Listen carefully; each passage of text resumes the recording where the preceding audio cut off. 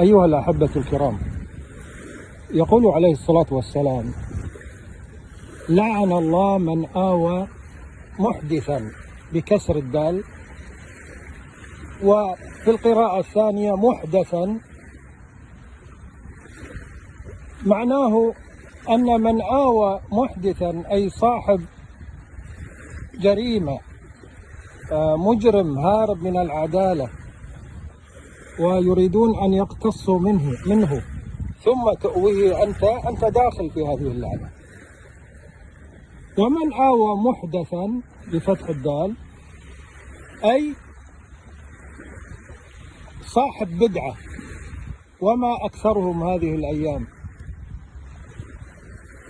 يبتدع ويغير في دين الله ويلبس على الناس عقائدهم، فأنت تأتي وتؤويه وتكرمه، هذا خطأ. وصلى الله على محمد وعلى آله وصحبه وسلم.